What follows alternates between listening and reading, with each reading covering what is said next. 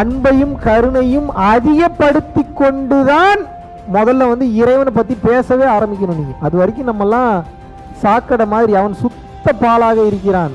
100% நம்பக்கூடியவனுக்கு 100% வைராக்கியமா இறைவனை அடைஞ்சே தீரணும் இருக்கிறவனுக்கு இறைவன் வந்துருவார். நினைச்சு கூட பார்க்க முடியாத பேரதிசயங்கள்லாம் நடக்கும். நீங்க நினைச்சு கூட பார்க்க முடியாது இப்படியெல்லாம் நடக்குமா, அதெல்லாம் நடக்கும். பிரச்சனை வரும்போது உங்க அறிவை முடிஞ்ச அளவுக்கு தான் பயன்படுத்தணும். அறிவை தாண்டி மோத வருதுன்னா தயாராகிடணும். இது நமக்கு மீறின ஒரு வேலையா இருக்கு, இறைவா நீ பார்த்துக்கன்னு சொல்லி பொறுப்பை தூக்கி அவர்கிட்ட ஒப்படைச்சிட்டு நம்ம வேலையை நம்ம பார்க்க ஆரம்பிச்சிடணும். அவர் பார்த்துப்பார்.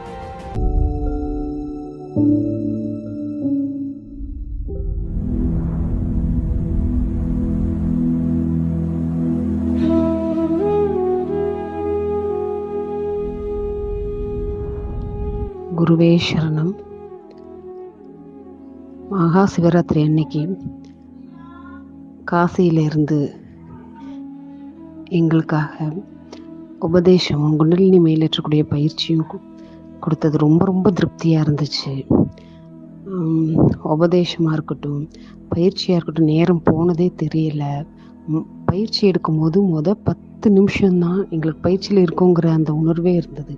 அதுக்கப்புறம் எப்படி 2 மணி நேரம் போனது தெரியவே இல்லை. அந்த அளவுக்கு எங்களை பயிற்சி ஒரு வேகமாக அந்த இதை கொண்டு போன விதம் வந்து ரொம்ப ரொம்ப அருமையாக இருந்துச்சு. எங்களுக்கு கிடைச்ச வரம் மகாவிஷ்ணு பிரதர் கிடைச்சது. காசியிலேருந்து எங்களுக்கு கிடைத்ததுக்கு கோடி புண்ணியம் செஞ்சுருக்கணும். உபதேசமாக இருக்கட்டும், பயிற்சி ரொம்ப நல்லா இருந்தது. குருவே சரணம். ரொம்ப நன்றி. ஒரு சூரன் பத்மாசுரன் உட்காந்து தவம் பண்ணுறான் அப்படின்னா தெரியாதா இறைவனுக்கு இவன் எதுக்கு தவம் பண்ணுறான், அடுத்து என்ன பண்ண போகிறான்னு தெரியாதா? இருந்தாலும் வருவார். எதுக்கு வருவார்? வேற ரூபத்தில் வருவார். அவரெல்லாம் இல்லை, அவருடைய பிம்பம் போதும் அமுச்சு வைப்பார். ஏதோ ஒரு ஒளியோ இல்லை ஏதோ ஒரு ஒளிக்கற்றையோ அமுச்சு வச்சு ஆசீர்வாதம் வழங்குவார். அவன் என்ன உருவத்தில் கேட்குறான் அந்த உருவத்தில் வருவார். வந்து என்னடா வேணும் உனக்கு? எனக்கு இந்த வரம் வேணும், வச்சுக்க. அவருக்கு தெரியாதா? கொடுக்குறவருக்கு தெரியுமா தெரியாதா? இவன் என்ன பண்ண போறான்னு தெரியுமா தெரியாதா? இருந்தாலும் ஏன் கொடுக்குறாரு? இத்தனை வருஷம் உட்காந்து தவம் பண்ணியிருக்கான். அவன் உழைப்பிற்கு ஏதோ ஒரு பலனை கொடுத்துத்தான் ஆக வேண்டும் என்று நினைப்பதனால் அந்த கருணையினால் கொடுக்குறாரு. ஆனா பிரச்சனை என்ன? இப்ப பவரை கொடுத்துட்டாரு, அது சரியா பயன்படுத்தணும். சரியா பயன்படுத்தலைன்னா என்ன பண்ணுவாரு? பின்னாடி இன்னொரு ஆளை ரெடி பண்ணி அனுப்புவார். போ, முதல்ல ஒருத்தன் அமிச்சேன், இவன் மக்களை கொல்றான், இவன் சரியில்லைன்னு தெரிஞ்சோடனே முருகப்பெருமான் மாதிரியோ இல்லை சக்தி வாய்ந்த வேற ஏதோ ஒரு ஆற்றல் மிகுந்த ஒரு ஆற்றலையோ அனுப்பிச்சு இவனை போட்டு தள்ளிரு. செய்வாரா மாட்டாரா? அப்ப என்னுடைய கேள்வி என்னன்னா, இறைவன் உங்களுக்கு காட்சி கொடுக்கணும்னு நினைக்கிறீங்களே, எந்த விதத்துல நியாயம்? முதல்ல நம்ம வாயை திறக்கலாமா? நம்ம பண்ண பாவ செயல்களுக்கு பேசவே கூடாது. பேசாம நம்ம தகுதியை வளர்த்துக்கிட்டு, நமது குணத்தை வளர்த்துக்கிட்டு, நம்மளுடைய குவாலிட்டி இம்ப்ரூவ் பண்ணிக்கிட்டு, அன்பையும் கருணையும் அதிகப்படுத்தி கொண்டுதான் முதல்ல வந்து இறைவனை பத்தி பேசவே ஆரம்பிக்கணும். நீங்க அது வரைக்கும் நம்மெல்லாம் சாக்கடை மாதிரி அவன் சுத்த பாலாக இருக்கிறான். வெட்ட வெளியிலே ஏகப்பட்ட வெளி இருக்கு, சுத்த பெருவெளின்றாங்க, எண்டு வரைக்கும் சொல்றாங்க. இதுல நம்ம கீழ் லெவல்ல உட்காந்துட்டு இறைவன் எனக்கு அதை பண்ண மாட்டாரு, இறைவன் எனக்கு இதை பண்ண மாட்டாரு, இறைவன் எனக்கு இதை பண்ணாதான் நான் நம்புவேன், நம்ம பேசவே கூடாது. அதுக்கு நமக்கு மற்றவங்க என்ன வேணாலும் பேசிட்டு போகட்டும், உலகம் என்ன வேணாலும் பேசட்டும். இறைவன் காட்சி கொடுத்தாதான் நான் நம்புவேன், இறைவன் வந்து பேசினாதான் நம்புவேன், இறைவன் வந்து பார்த்தாதான் நம்புவேன், என்ன வேணாலும் பேசணும். நம்ம என்ன பண்ணணும்? அதை பத்திலாம் கவலையே படக்கூடாது. நம்மளுடைய நோக்கம் எல்லாம் எது மேல இருக்கணும்? நம்பிக்கையை வைத்து இறைவனை நம்புவதில் மட்டும்தான் இருக்க வேண்டும். 100% நம்பக்கூடியவனுக்கு 100% வைராக்கியமா இறைவனை அடைஞ்சே தீரணும் இருக்கிறவனுக்கு இறைவன் வந்துருவார். இது எங்கேயோ நடக்குதுன்னு நினைக்காதீங்க, ஏகப்பட்ட இடத்துல நடந்துட்டு இருக்கு. எல்லாருமே மீடியா முன்னாடி இன்னும் வரல. நேத்து நைட்டு கூட ஒரு அதிசயம் நடக்குது, ஒரு வாரத்துக்கு முன்னாடி ஒரு அதிசயம் நடக்குது. என் காதுக்கு வரும்போதே எத்தனை அதிசயம் நடக்குது. எனக்கு நடக்குதுன்னு சொல்ல, என்னை சார்ந்தவங்களுக்கு நடக்குது. எனக்கு தெரிஞ்ச இத்தனை அதிசயம் நடக்குதுன்னா இறைவன் அவர் வேலையை பார்த்துக்கிட்டு தான் இருக்கிறாரு. இந்த பூமியில ஏதோ ஒரு ரூபத்துல ஏதோ ஒரு காட்சியில இங்க வந்து கொடுத்துக்கிட்டு தான் இருக்கிறாரு. அப்ப மற்றவர்களுக்கெல்லாம் இது நடக்குமா நடக்காதா? இப்போ என்னுடைய கேள்வி என்ன அப்படின்னா, இறைவன் அவரது வேலையை அவர் பார்த்து கொண்டே இருக்கிறார். Yes or no? இப்ப அந்த இறைவன் நம்ம கண்ணுக்கு தெரிஞ்சு இத்தனை பேர் வாழ்க்கையில பண்றாருன்னா, கண்ணுக்கு தெரியாம எத்தனை பேர் வாழ்க்கையில பண்ணுவாரா மாட்டாரா? உங்களுக்கு ஒரு அதிசயம் நடந்தா உங்களுக்கு பெருசு தானே. இந்த மாதிரி உலகத்தில் இருக்கக்கூடிய ஒவ்வொரு உயிர்களுக்கும் அதிசயம் நடக்கணும்னு ஆசை இருக்குமா இருக்காதா? அப்ப அவன் சத்துக்கு தகுந்த மாதிரி அதிசயம் அங்க நடக்குமா நடக்காதா? அவன் தேவைக்கு அவன் எதிர்பார்ப்புக்கு தகுந்த மாதிரி ஏதோ ஒரு மிராக்கிள் அவன் லைஃப்ல நடக்குமா நடக்காதா? எப்படி நீங்க இறைவன் இல்லைன்றீங்க?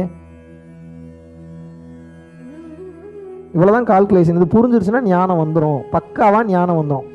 இது புரிந்து விட்டது என்றாலே 100% நம்பிக்கை உங்களுக்கு வந்துவிடும். எப்போது 100% நம்பிக்கை என் மேல வர வேணாம், போதிக்கிறவன் மேல வர வேணாம், இறைவன் மேல உங்களுக்கு எப்ப 100% நம்பிக்கை வந்து விடுகிறதோ மாபெரும் பேரதிசயங்கள் உங்க வாழ்க்கையில நடக்க ஆரம்பிச்சிடும். வெயிட்டா நடக்கும், வேற லெவல்ல நடக்கும். நினைச்சு கூட பார்க்க முடியாத பேரதிசயங்கள்லாம் நடக்கும். நீங்க நினைச்சு கூட பார்க்க முடியாது இப்படியெல்லாம் நடக்குமா, அதெல்லாம் நடக்கும். ஒரு வினாடியில மாத்திடுவார். ஒரு வினாடி போதும், ஒரு வினாடி போதும். இதுவே ஜாஸ்தி அவருக்கு. இப்படின்றவங்கள மாத்திடுவார். நீங்க சொடக்கு போடலாம் வேணாம். ஒரு வினாடி, இது ஒரு வினாடி 1000 வகுத்தீங்கன்னா அதுல ஒண்ணு எவ்வளவு இருக்கும், அந்த வேகத்துல பண்ணுவார். அவருடைய கடைக்கண் பார்வை போதும் அனைத்தையும் மாற்றி விடுவார். அவருடைய கடைக்கண் பார்வை போதும் அனைத்தையும் அந்த அந்த வினாடி வேகத்துல மாத்திடுவார். நம்பணும்ல, பிரச்சனை அதுதானே. மலை போல வருவது பனி போல விலகி போகும். எப்ப விலகி போகும்? 100% நீங்கள் நம்பும் போதுதான் மலை போல வருவது பனி போல விலகி போகும். மலை போல வரும்போது இறைவனை நம்பாம என் ஐடியாவில் இப்ப நான் என்ன பண்றேன் ஏதாவது பண்ணீங்கன்னா மலையில மோதி முட்டிட்டு சாவ வேண்டியதான். பிரச்சனை வரத்தான் செய்யும், மாட்டிப்பீங்க. புரிஞ்சுதா இப்ப எங்க பிரச்சனை இருக்குன்னு? பிரச்சனை வரும்போது உங்க அறிவை முடிஞ்ச அளவுக்கு தான் பயன்படுத்தணும். அறிவை தாண்டி மோத வருதுன்னா தயாராயிரணும். இது நமக்கு மீறின ஒரு வேலையா இருக்கு, இறைவா நீ பாத்துக்கன்னு சொல்லி பொறுப்பை தூக்கி அவர்கிட்ட ஒப்படைச்சிட்டு நம்ம வேலையை நம்ம பார்க்க ஆரம்பிச்சிடணும். அவர் பார்த்துப்பார். எங்கேயோ கொண்டு போய் எங்கேயோ இறக்கி வைக்கிறேன்னு நினைக்கிறேன். உங்களோட நம்பிக்கை தான் இறைவன் கிட்ட பொறுப்பை ஒப்படைக்கிறதுன்னு அர்த்தம். புரிஞ்சுதான் நான் சொன்னது? நம்புங்க, 100% நம்புங்க. இந்த பிரச்சனை வராது, இந்த பிரச்சனை நடக்காது, இது எனக்கு பாதிப்பை ஏற்படுத்தாது. ஏதோ தெரிஞ்சோ தெரியாமையோ இந்த புள்ள தப்பு பண்ணிட்டேன், என்னை மன்னிச்சு விட்டுரு. நான் வேண்டும் போல அப்படித்தானே வேண்டுவேன். தெரிந்தும் தெரியாமலும் அறிந்தும் அறியாமலும் நான் செய்த தவறு. நான் தவறே செய்ய மாட்டேன், நான் தவறே செய்யாத உத்தம புத்திரன்னா செருப்பு கொண்டு அடிப்பாங்க. டெய்லியும் பார்த்துக்கிட்டு என்னென்ன சேட்டை பண்ற நீ இவ்வளவு பொய் பேசேன்னு அவங்களுக்கு தெரியாதா? எப்படி வேண்டணும்? அறிந்தும் அறியாமலும் தெரிந்தும் தெரியாமலும் செய்த தவிர தயவு செஞ்சு மன்னிச்சிருங்க. நான் அறியாத சிறு பிள்ளை, நான் சிறு குழந்தை, நான் எனக்கு என்ன தெரியும்? என்ன வழி நடத்த வேண்டிய பொறுப்பு யாருது? உன்னோடது. அப்ப நான் தவறான பாதையில போகும்போது யார் என்ன வழி நடத்தணும்? நீ தான் வழி நடத்தணும். அதனால இன்னும் சேட்டை அதிகமா பண்ணுவேன், என்னைய மட்டும் கை விட்டுறாத. இப்படித்தான் வேண்டணும். வேண்டிடலாமா? என்னை எந்த சூழ்நிலையிலும் என்னை கைவிட்டுறாத, என்னை பத்திரமா பாத்துக்க, என்னை டேக் கேர் பண்ணிக்க. எனக்கு என்ன தெரியும்? குழந்தை தானே, நான் கொஞ்சம் கொஞ்சமா தானே கத்துக்கிறேன், அறியாமையில தானே இருக்கேன். அறிவு வந்துருச்சுன்னு இன்னைக்கு இறைவன்ட்ட சொல்லிடவே கூடாது. நான் ஞானம் பெற்றுட்டேன், நான் அறிவு வந்துருச்சு, வாயவே துறக்க புடுங்கிடுவார் இருக்கிறதையும். என்ன உனக்கு அவ்வளவு திமுறா? அப்ப என்ன? சரண்டராகி சரணாகதியாகி என்ன தெரிஞ்சாலும் ஒண்ணுமே தெரியல காலிலே விழுந்து கிடக்கும் போதுதான் கொஞ்சம் கொஞ்சமாக அந்த அருளை அவர் வாரி வாரி உங்களுக்கு வழங்குகிறார். புரிஞ்சுதா? ஏன் பணிவா இருக்கணும், ஏன் தன்னடக்கமா இருக்கணும்னு இப்ப புரிஞ்சுதா? டெக்னிக்கா காலில் விழுந்து மொத்தத்தையும் உருவிடணும் அந்த ஆள்கிட்ட இருந்து. அவர் தான் கொடுக்கறதுக்கு தயார் நிலையில் இருக்கிறாரு. டெக்னிக்கும் தெரிஞ்சு போச்சு. உங்களுக்கு என்ன பிரச்சனை? கேட்கறதெல்லாம் வாங்கிக்க வேண்டியதானே. ஆனா என்ன, நெஞ்சு நிமித்திட்டு திமிர்த்தனமா போய் கேட்க கூடாது. எப்படி கேட்கணும்? ஐயா சாமி எங்கெங்கேயோ போய் பிச்சை எடுக்கிறோம், நான் யார்கிட்ட போய் பிச்சை எடுக்க சொல்றேன்? உங்களுக்கு எந்த தெய்வத்தை பிடிக்குதோ, உங்களுக்கு எந்த இறைவனை பிடிக்குதோ அவர்கிட்ட போய் சாமி பெரிய மனசு பண்ணி ஏதாவது பண்ணுங்கயான்னு சொல்லி பிச்சை எடுங்க. 100% நீங்கள் அகங்காரம் இல்லாமல் சென்று பிச்சை கேட்கும் போது அவன் கொடுத்து தான் ஆகணும். அவனுக்கு வேற வழியே கிடையாது. ஏன்னா டிசைனே அப்படிதான் இருக்கு. ஒருத்தன் அகங்காரம் இல்லாம நிராயுத பாணியா போய் நீ எனக்கு இதை கொடுன்னு கேட்டா அவருக்கு வேற ஆப்ஷன் இல்லை, அவர் கொடுத்து தான் ஆகணும். இன்னும் ஒருபடி மேல போனவங்க இருக்காங்க. அவங்க எப்படி போவாங்கன்னா அதே மாதிரி நிராயுத பாணியா, அதுவும் அதே மாதிரி எதுவுமே இல்லாம ஐயா சாமி எனக்கு நீ மட்டும் போதும், வேற எதுவும் வேணாம். இது ரொம்ப டெக்னிக்கலே பெரிய டெக்னிக் இது. ஏன் அப்படின்னா அவர் உடனே குளிர்ந்துருவார். ஆனா அவருக்கு தெரியும் நம்மளை கரெக்ட் பண்ணிட்டா இவங்க எல்லாத்தையும் கரெக்ட் பண்ணிடலாம். ஏன்னா படைச்சது மொத்தமா அவர் தான். இவங்க பாருங்க போய் இவங்களோட அறிவுக்கு சின்ன சின்ன பொருளா போய் கேட்கறது, இதை கொடு அதை கொடு. ஆனா நம்ம எப்படி போய் கேட்கணும்? ஐயா சாமி நீயே வந்துரு என் கூட, நீ மட்டும் என் கூட இரு, வேற யாரும் எனக்கு வேணான்னா. இப்ப யாரு உங்க கூட இருக்கிறா? இறைவன் இருக்கார். 24 hours மேஜிக் பண்ணுவார். உங்களுக்கு மிராக்கிள் நடக்கும். உங்களை ஒருத்தன் தொட முடியாது, தொட்டா செத்தான் அவன். அதனாலதான் ஒரு கோட் கூட ரொம்ப அழகா எழுதுனாங்க. எப்படின்னா don't mess up with spiritual people because you are not aware of the forces behind them. அப்படின்னா என்ன? எப்பவுமே ஆன்மீகத்தில் இருக்கக்கூடியவங்கிட்ட பகையே வச்சுக்காத. ஏன் வச்சுக்க கூடாது?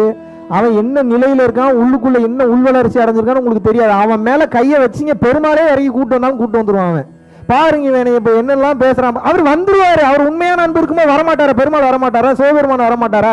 எவன்டா என் புள்ள மேல கை வச்சிங்கன்னு இறந்து ரசிப்பாங்க. அதெல்லாம் அவங்க என்ன பண்ணுவாங்க?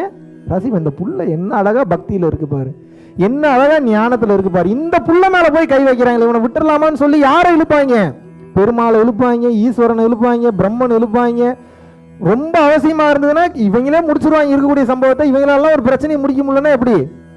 District court, high court, supreme court மாதிரி அப்புறம் ஏறி அருட்பெருஞ்சோதி ஆண்டவரை இறங்கினாலும் இறங்கிடுவார். ஏன்? அவனுடைய அன்பு உண்மையாக இருக்கும் பட்சத்தில் அந்த மிராக்கிளை பண்ணுவாங்க. என் லைஃபே மிராக்கிள் தான். மிராக்கிள் பார்த்து பார்த்து டயர்டாகி போயிட்டேன் நான். இதுக்கப்புறம் எனக்கு மிராக்கிளே வேணும். எத்தனை மிராக்கிளை தான் பார்க்கறது? பார்த்து பார்த்து டயர்டாயிட்டு. இதெல்லாம் உணர்ந்ததுனால, அனுபவிச்சதுனால தான் உங்கள்கிட்ட இவ்வளோ தூரம் கதறேன். நம்புங்க, இறைவனை நம்பும் போது அந்த மிராக்கிள் நடக்கும். நம்பாம நடக்காது, நடக்காது, நடக்காது, நடக்காது, நடக்காது. கிளியர்?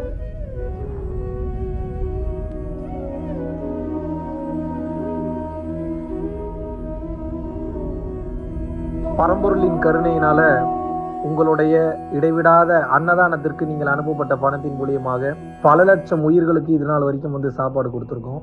ஸோ கொரோனால இருந்து ஆரம்பிச்சு ஒரு நாள் கூட விடாம பல உயிர்களுக்கு வஸ்திர தானங்களாக இருக்கட்டும், படிக்க முடியாதவங்களுக்கு கல்வித்தொகை கட்ட முடிய விஷயங்களாக இருக்கட்டும், இல்லை ஸ்போர்ட்ஸ் ரீதியாக விளையாடக்கூடிய நல்ல மாணவர்களை அனுப்பி வைக்கக்கூடிய விஷயங்களாக இருக்கட்டும், அதை தொடர்ந்து பார்த்தீங்கன்னா ரெகுலராக மந்த்லி பேசிஸில் ஏழை குழந்தைகளுக்கு க்ரோசரிஸ் கொடுக்கறதாக இருக்கட்டும், இல்லை அவங்களுக்கு பார்த்தீங்கன்னா சேம் அவங்க விருப்பப்படுறவங்களுக்கு வீட்டு துணிமணிகள், வீட்டுக்கு தேவைப்படக்கூடிய மற்ற பொருட்கள் வாங்கி கொடுக்கறதாக இருக்கட்டும், எல்லா உதவிகளும் பார்த்தீங்கன்னா உங்களோட உதவினால தான் போயிட்டு இருக்கு.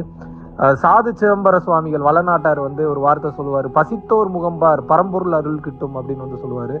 வள்ளல் பெருமானும் ஜீவகாருண்யம் உள்ள சம்சாரிகளுக்கு எப்பேற்பட்ட சூழ்நிலையிலும் பார்த்தீங்கன்னா அவங்களோட லாபம் தடைபடாது, தொழில் பிரச்சனைகள் நிவர்த்தியாகும், அதை தொடர்ந்து வாழ்க்கையில குடும்ப பிரச்சனைகள் விலகும், அதுபோக குழந்தை சம்பந்தமான பிரச்சனைகள் எதுவாக இருந்தாலும் இந்த அன்னதானத்திற்காக நீங்கள் செய்யக்கூடிய ஒவ்வொரு ரூபாயும் அது உங்களுக்கு நிச்சயமாக புண்ணியமாக சேரும்.